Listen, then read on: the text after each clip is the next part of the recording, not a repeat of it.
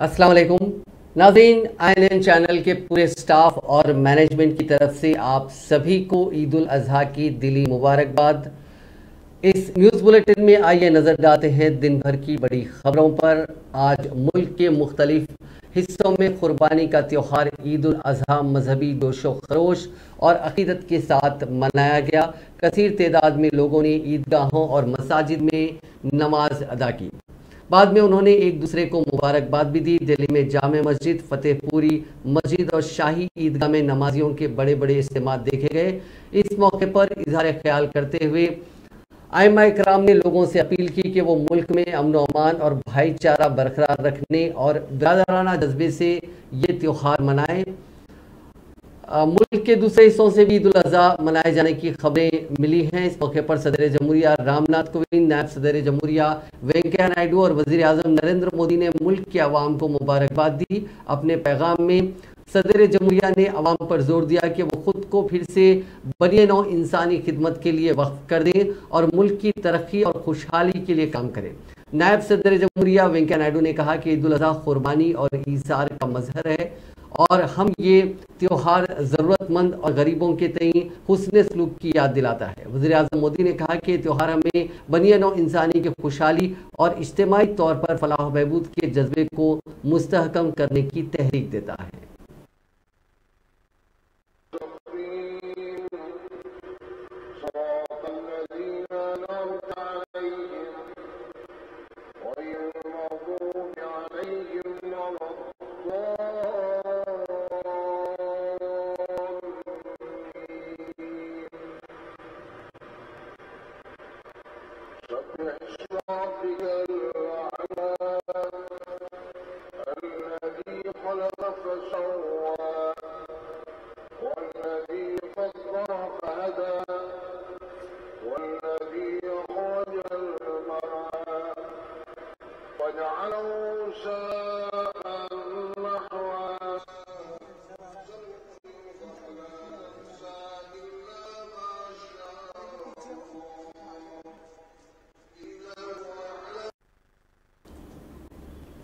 हैदराबाद भर में इतवार को ईद उल अज़हा जोशो खरोश के साथ मनाई गई। बारिश के बावजूद हज़ारों मुसलमानों ने शहर भर की मुख्तलिफ ईदगाहों और मसाजिद में नमाज ईद का इज्तिमा किया।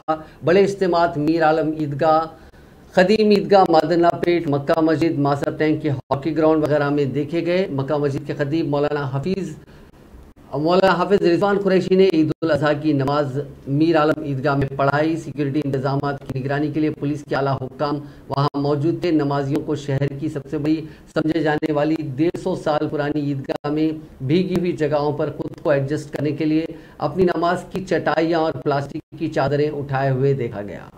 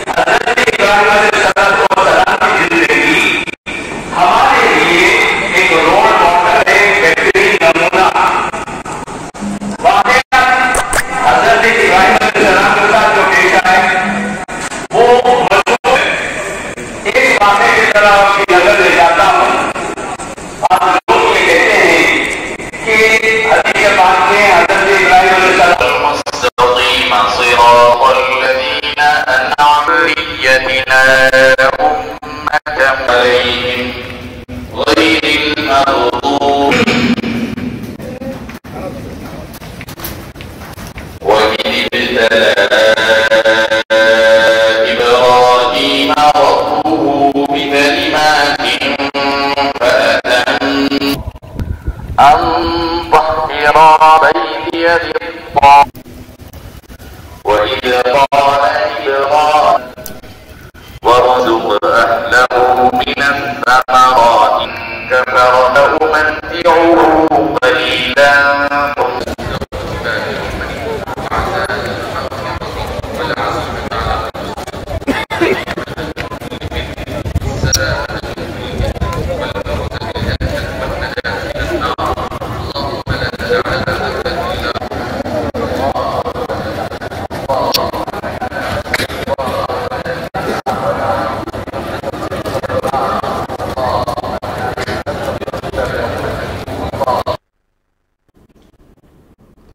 कांग्रेस पार्टी के सीनियर कायद व साबिक वजीर मोहम्मद अली शब्बीर ने कमारेड्डी के बतकुम्मा कुंटे में वाक़े मक्का मस्जिद में नमाज ईद उल अज़हा से क़ब्ल खिताब किया। उन्होंने मुसलमानों में इत्तेहाद की ज़रूरत पर जोर देते हुए कहा कि मौजूदा हालात में चैलेंजेस का सामना करने के लिए साबित कदम रहना ज़रूरी है। वो काबिल रह जाता है, क्योंकि कुरान में अल्लाह ने कहा कि मस्जिदों की हिफाजत करना, खाने काबा में कैसे हिफाजत करके मैंने बताया, क्योंकि हमने छोटे छोटे परिंदों के जरिए ये अब्राहा जब हाथियों की फौज लेके आया हमला करने के लिए खाने काबा को, हमने छोटे से परिंदों के जरिए उन हाथियों को, उस बादशाह को हलाक कर दिया। तो हमारी ताकत का अंदाजा नहीं लगा सके, हमने चाहा तो और कुछ कर सकते थे, लेकिन छोटे परिंदों के करदरियों से खत्म कर दिया हमने उस बादशाह को, उस बादशाह के हाथियों को। तो ये हमें रास्ता है कि अल्लाह चाहा तो हिदायत भी दे सकता है, उन्हें तबाह बर्बाद भी कर सकता है। हम तो चाहते हैं कि अल्लाह उन लोगों को जो इस्लाम के खिलाफ सोचते हैं उन्हें हिदायत दी। हम तो बर्बादी की दुआ नहीं देते, क्योंकि अल्लाह के रसूल सल्लल्लाहु अलैहि वसल्लम, एक ही मिनट लिखे, अल्लाह के रसूल सल्लल्लाहु अलैहि वसल्लम जब इस्लाम को फैलाने के लिए मक्के से निकल कर ताइफ गए, ताइफ जाने के बाद कहा कि भाई आओ अल्लाह एक है, कलमा पढ़ो ला इलाहा इल्लल्लाह मुहम्मद रसूलुल्लाह। सब लोगों ने कहा कि नहीं, हमारा तो दादा परदादा का हमारा ईमान अलग है, हमारा मजहब अलग है, हम आपके अल्लाह को और आपके रसूल सल्लल्लाहु अलैहि वसल्लम नहीं मानते। उसके बाद आपके ऊपर कुछ भटके नौजवानों को पीछे लगाया गया, आपके ऊपर पत्थरबाजी संगबारी हुई, जिससे आपके जैसे मुबारक अत्थर मुबारक से खून रसना शुरू हुआ।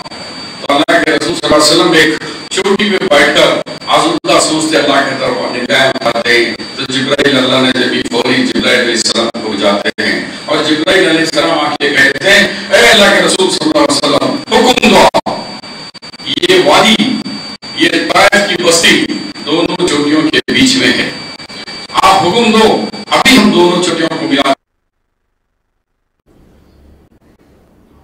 अब बात बारिश के कहर की। महकमे मौसमियात की जानिब से आज रात, कल दिन भर, कल रात और परसों सुबह शदीद बारिश के पेश नज़र रेड अलर्ट जारी कर दिया गया है। पूरे तेलंगाना में बादल छाए हुए हैं। सूरत हाल के पेश नज़र हुकूमत ने तमाम तालीमी इदारे 3 दिन के लिए बंद कर दिए हैं। हैदराबाद सिटी पुलिस की जानिब से आवाम के लिए एडवाइजरी जारी की गई है कि वो मुतवक्को शदीद बारिश के पेश नज़र बराह करम गैर ज़रूरी सफ़र से गुरेज करें और बाहर निकलने से पहले मौसम और बारिश की पेशकयासी पर नज़र रखें। हैदराबाद में ट्रैफिक और लॉ एंड ऑर्डर के अहदेदारों को रात की ड्यूटी के लिए तैनात किया गया है। डिजास्टर मैनेजमेंट समेत NDRF को भी अलर्ट कर दिया गया है।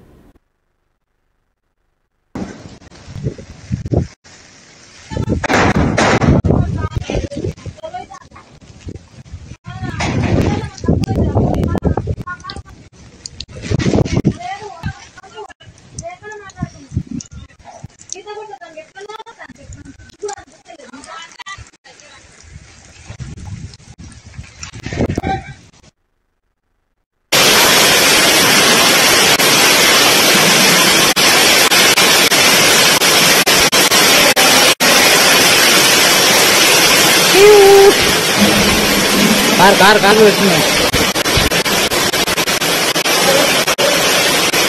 mana dukaan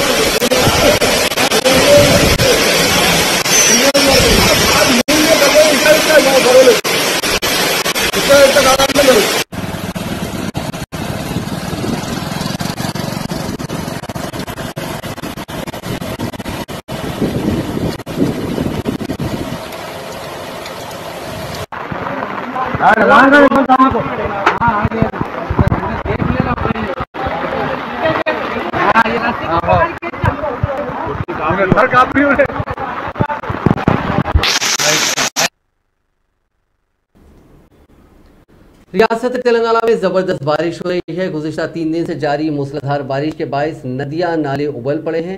महकमे मौसमियात ने इंतबा दिया है कि अगले 3 दिनों तक शदीद से शदीद तरीन बारिश होगी। इसके पेश नज़र हुकूमत ने रियासत के तालीमी इदारों को तातीलात का ऐलान किया। ईद उल अजहा के पेश नज़र पहले ही 3 दिन की तातीलात दी गई थी। इसमें मजीद 3 दिनों का इजाफा किया गया है। पीर से चारशुम्बे तक तातीलात के अहकाम जारी किए गए हैं। यानी अब स्कूल अब तक के जो अहकाम है उसके मुताबिक 15 जुलाई से दोबारा खुलेंगे। दूसरी जानिब चीफ मिनिस्टर केसीआर ने रियासत में मूसलाधार बारिश के नज़र ओहदेदारों को कई हिदायत जारी की है। वज़ीर आला चंद्रशेखर राव की क़यादत में प्रगति भवन में जारी बारिश का जायजा लेने के सिलसिले में इजलास मुनक़िद हुआ, जिसमें रियासती वज़रा, अरकान assembly, chief secretary Somesh Kumar और दीगर आला ओहदेदारों ने शिरकत की। इस इजलास में वज़ीर आला केसीआर ने रियासत के स्कूल्स और कॉलेजेस को 3 रोज़ तक बंद रखने की हिदायत दी। साथ ही ओहदेदारों को रियासत भर के अजला बशमूल ग्रेटर हैदराबाद में पानी की निकासी जंगी खतूत पर करने की हिदायत देते हुए इस बात की भी हिदायत दी कि वो आवाम को किसी भी किस्म की तकलीफ ना होने दे और बारिश से होने वाले नुकसान का जायजा लेते हुए रिपोर्ट पेश करें। चीफ मिनिस्टर चंद्रशेखर राव की हिदायत के मुताबिक चीफ सेक्रेटरी सोमेश कुमार ने तमाम अजला के कलेक्टर्स के साथ वीडियो कॉन्फ्रेंस मुनक़िद की और रियासत में शदीद बारिश की वजह से पैदा होने वाली सूरत हाल का जायजा लिया। उन्होंने कलेक्टर्स को हिदायत दी कि वो तमाम लाइन डिपार्टमेंट्स के साथ करीबी तालमेल के साथ काम करें और तमाम हिफाजती इक़दाम करें और ये देखें कि कोई नाखुशगवार वाक़या पेश न आए। चीफ सेक्रेटरी ने कहा कि चूंकि रियासत में गुज़िश्ता 3 दिनों से मूसलाधार बारिश हो रही है, कलेक्टर्स को हाई अलर्ट पर रहना चाहिए और अवामी जानों, मवेशियों या किसी भी इमलाक के नुकसान को रोकने के लिए तमाम इक़दाम करने चाहिए। चीफ सेक्रेटरी ने कलेक्टर्स को कलेक्ट्रेट में कंट्रोल रूम कायम करके चौकसी बढ़ाने की हिदायत दी। आबपाशी, पंचायत राज, म्युनिसिपल एडमिनिस्ट्रेशन और तवानाई के महकमे इस बात को यकीनी बनाएं कि मुसलसल बारिश की वजह से कोई परेशानी पैदा न हो। सोमेश कुमार ने बताया कि आसिफाबाद, निर्मल, निजामाबाद, पेदपल्ली, सिरसिल्ला, भोपालपल्ली और मुलुग अजला में भारी बारिश की इत्तला मिली है। चूंकि टैंकों, तालाबों और आबी ज़खायर में इजाफा हो रहा है, हुक्काम को हाई अलर्ट पर रहना चाहिए और ये देखना चाहिए कि अगर कमज़ोर टैंकों में कोई ब्रीच होता है तो रेत के थैले तैयार रखे जाएं। नशीबी इलाकों में रहने वाले लोगों को ज़रूरत पड़ने पर खुसूसी कैंप्स में मुंतकिल किया जा सकता है। उन्होंने मजीद कहा कि सड़कों को होने वाले किसी भी नुकसान की फौरी मरम्मत की जानी चाहिए। तेज बारिश के पेश नज़र उस्मान सागर और हिमायत सागर के 2 गेट्स इतवार को उठाए जाने का इम्कान है। Hyderabad metropolitan water supply and sewerage board ने दोनों आबी ज़खायर पर पानी की सतह की निगरानी रखी हुई है और बारिश की वजह से भारी आमद के पेश नज़र आज शाम 6 बजे गेट उठाने का फैसला किया गया। हुकाम ने बताया कि आबी ज़खायर पर 2 गेट हर 1 फीट के लिए उठाए जाएंगे।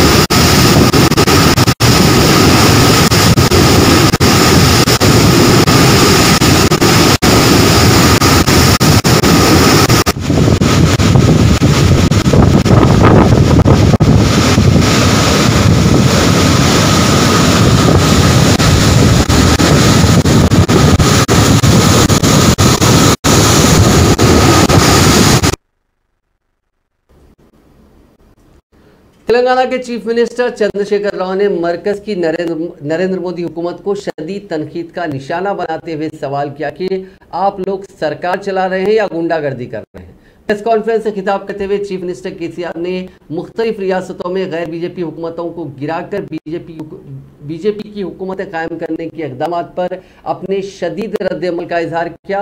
उन्होंने कहा कि महाराष्ट्र में शिवसेना इत्तेहाद की हुकूमत को गिराने के लिए एकनाथ शिंदे के जरिए बगावत करवाई और महाराष्ट्र में गैर जमहूरी अंदाज में इक़्तिदार हासिल किया। उन्होंने कहा कि बीजेपी की मुखालिफत करने वालों को एनफोर्समेंट डायरेक्टरेट सीबीआई के जरिए हरासा किया जा रहा है। ये मोदी हुकूमत की गुंडागर्दी नहीं तो और क्या है। उन्होंने कहा कि मोदी इख्तियार में आने के बाद बीजेपी की गुंडागर्दी में हद से ज्यादा इजाफा हुआ है। कि बीजेपी के कायदीन और वुज़रा अब जजों को भी डराने लगे हैं और उनकी मुखालिफत में फैसले सुनाने पर तबादला करवा देने की धमकी दे रहे हैं। इसी तरह का वाकया कर्नाटका हाईकोर्ट के जज के साथ पेश आया, जहां बीजेपी हुकूमत ने हाईकोर्ट के जज को तबादला करने की धमकी दी।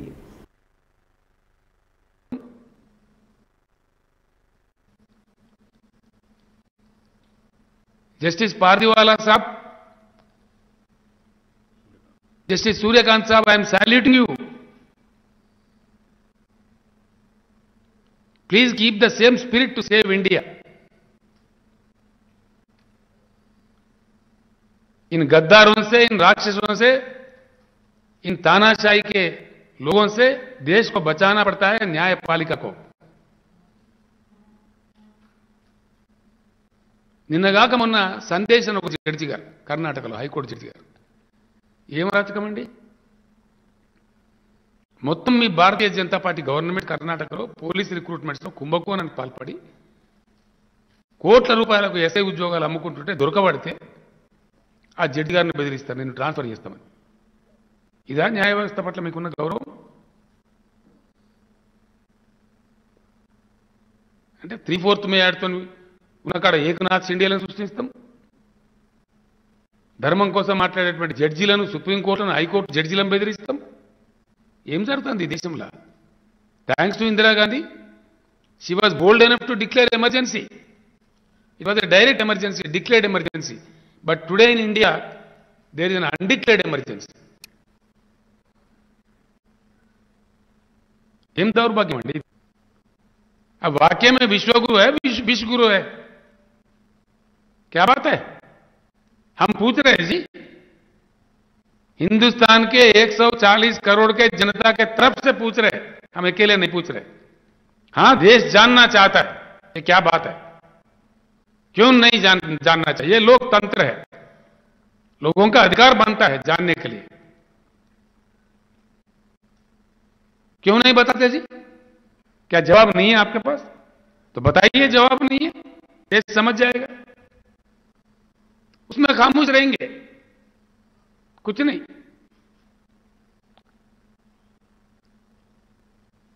నేరుగా అడిగినాం కదా క్వశ్చన్లు.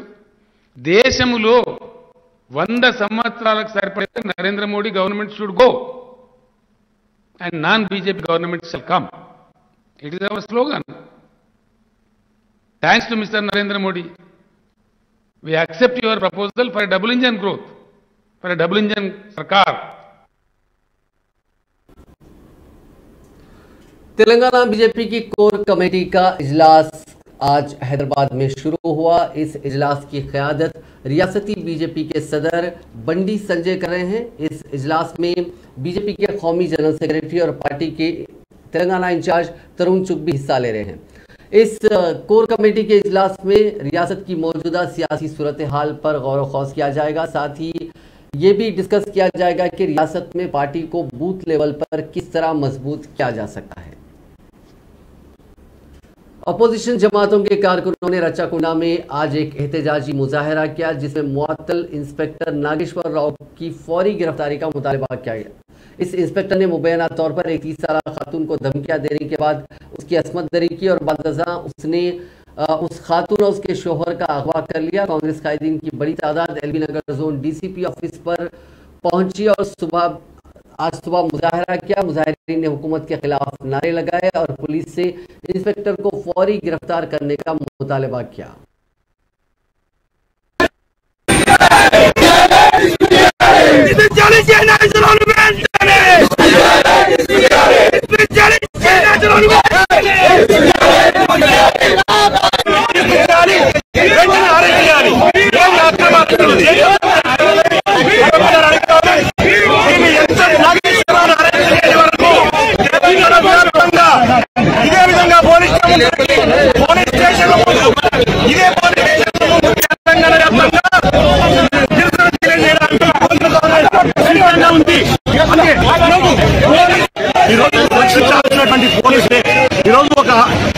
ఇంత విచిత్రంగా ఆమెను వాదించి ఈరోజు తీసుకుంటే ఇప్పటి వరకు ఎందుకు డిస్మిస్ చేయలే? ఎందుకు ఆ సిఐని పట్టుకోలేకపోయినారు? వెంటనే ఆ సిఐని పట్టుకోవాలి, అతని వెంటనే డిస్మిస్ చేయాలని చెప్పి తెలంగాణ యువజన కాంగ్రెస్ పక్షాన పోరాటం చేస్తాం. 24 గంటల్లో ఆయన అరెస్ట్ చేయకపోతే తెలంగాణలో ఉన్నటువంటి అన్ని పోలీసులు ముట్టడి చేస్తాం. మహిళకు అన్యాయం జరిగింది, పోలీసులే భక్షకులైతే అంటే రక్షించాల్సిన పోలీసులే వాళ్ళు భక్షిస్తే ఎవరికి న్యాయం చేయాల్సిన వాళ్ళే న్యాయం చేయకపోతే ఎవరు న్యాయం చేయాలా?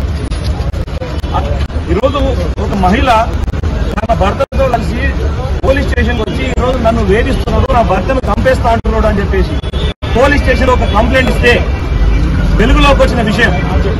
ఈరోజు ఒక ఇన్స్పెక్టరు బరి తెగించి ఈరోజు ఒక మహిళపై ఇంత ఘోరంగా ఒక పైశాచంగా ఈరోజు ఆ మహిళని ఈరోజు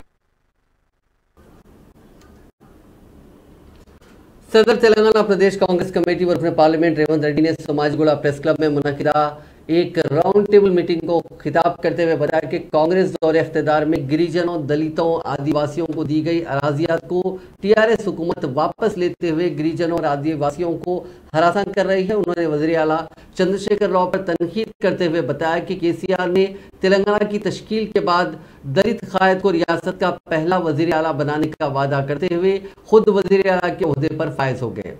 रेवंत रेड्डी ने रियासती वज़रा की जानिब से कांग्रेस पर खानदानी सियासत के कल्चर को फरोग देने का इल्ज़ाम मुस्तरद कर दिया और बताया कि गांधी खानदान ने मुल्क और अवाम की तरक्की को मुमकिन बनाने के लिए अपनी जानों की कुर्बानी देने से तक गुरेज नहीं किया।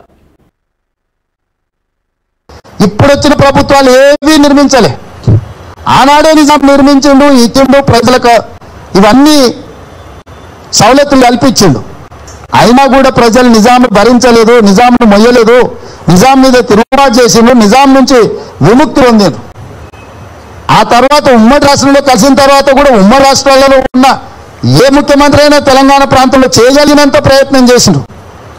సంక్షేమ పథకాలు, అభివృద్ధి పథకాలు ఎన్టీ రామారావు గారు, రాజశేఖర రెడ్డి గారు అన్ని ఇచ్చారు. ఉచిత కరెంటు కావచ్చు, రైతు రుణమాఫీ కావచ్చు, లేకపోతే ఆరోగ్యశ్రీ కావచ్చు, జలయజ్ఞం పేరు మీద ప్రాజెక్టులు కావచ్చు, అన్ని ఇచ్చిండ్రు.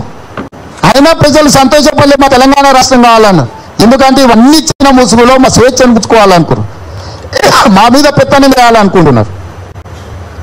కాబట్టి ఈ సంక్షేమ పథకాలు కాదు, మేము బిచ్చగలం కాదు, ఇచ్చే సంక్షేమ పథకాల కోసం మేము చేతులు దాచాం. మాకు స్వేచ్ఛ కావాలి, సామాజిక న్యాయం కావాలి. तेलंगाना कांग्रेस के इंचार्ज व रुकने पार्लियामेंट मनिकम टैगोर ने कांग्रेस रुकने पार्लियामेंट कोमटिरेड्डी वेंकट रेड्डी से लंच पर मुलाकात की। उसके बाद मीडिया से बात करते हुए बताया कि कांग्रेस तेलंगाना में 2023 के आम इंतखाबात में 70-80 सीटों पर कामयाबी हासिल करते हुए इख्तिदार पर फायज होगी। उन्होंने कोमटिरेड्डी वेंकट रेड्डी से काफ़ी देर तक तबादला ख्याल करते हुए पार्टी में जारी सीनियर कायदीन की नाराजगी को दूर करने और पार्टी को मुस्तहकम करने की जिम्मेदारी दी। कांग्रेस रुकने पार्लियामेंट कोमटिरेड्डी ने बताया कि पार्टी को मुस्तहकम करने के लिए रियासत के कई अजला नलगुंडा, जहीराबाद, महबूबनगर, जगतियाल और दीगर अजला का दौरा करते हुए वो पार्टी को मुस्तहकम करने के लिए सरगर्म है। అని చెప్పి ఇక్కడ భువనగిరిలో ప్రెస్ మీట్ చెప్పిన అదేంటంటే నైని కోల్ బ్లాక్ సంబంధించి ఒరిస్సాలో సింగరేణి కుటాయించిన ఒక మంచి మైన్ ని Adani and Pratima joint venture అంటే కాదు, ఫైనాన్షియల్ పార్ట్నర్ పెట్టి ఒక 34,000 కోట్ల సింగరేణికి నష్టం వచ్చే మైన్ అది.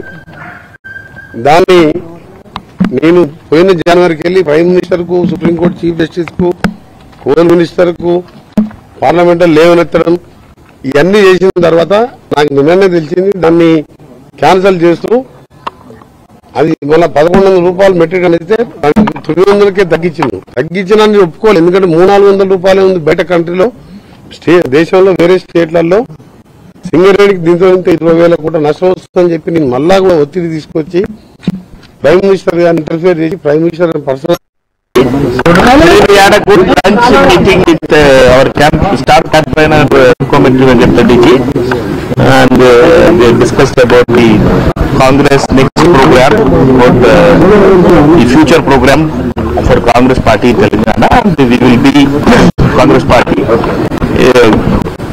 is on a mission to win Telangana, and Congress Party will win minimum 78 seats. For that mission.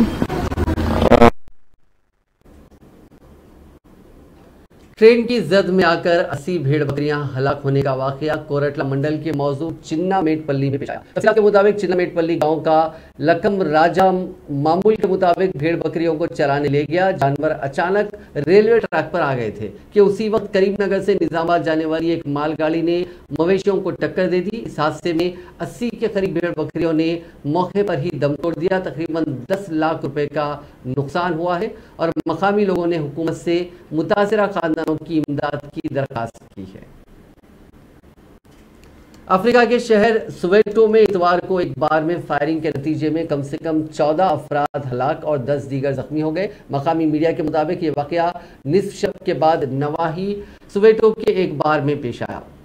एक ब्रॉडकास्टर ने बताया कि हमले में 14 अफराद की मौत मौके पर ही हो गई और 10 जख्मी हो गए। एक मिनी बस में आए कुछ हथियारबंद लोगों ने सबसे पहले बार के गार्ड्स पर गोली चलाई, उससे अफरा तफरी मच गई। हमलावरों ने उसके बाद बार में फायरिंग की जिससे 14 अफराद हलाक हो गए। गोतेंग सूबे के police commissioner lieutenant general Elias Mawela के मुताबिक जाए वारदात से बड़ी तादाद में कारतूस मिले हैं।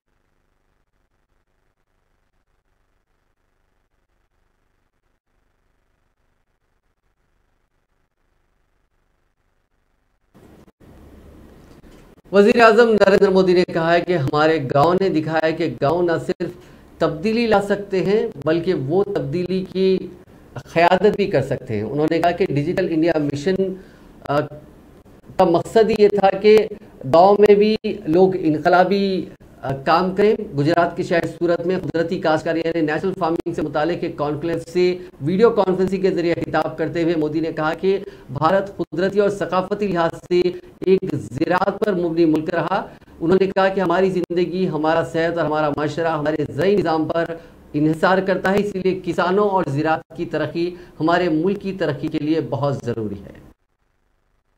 अभियान चलाए, उन्होंने निरंतर ग्रामीण क्षेत्रों में जन कल्याण के लिए काम किया, इसके लिए संस्थान तैयार किए। आज ये संस्थान गरीबों को रोजगार और जीवन यापन में लोगों की मदद कर रहे हैं। स्वामी जी गरीबों की सेवा को, ज्ञान के प्रचार प्रसार को, इससे जुड़े कामों को पूजा समझते थे। इसके लिए मिशन मोड में काम करना, नई संस्थाओं का निर्माण करना, संस्थानों को मजबूत करना, उनके लिए ये रामकृष्ण मिशन के आदर्श थे। जैसे हमारे यहां कहते हैं ना कि जहां भी ईश्वरीय भाव है वही तीर्थ है, ऐसे ही जहां भी ऐसे संत हैं वही मानव।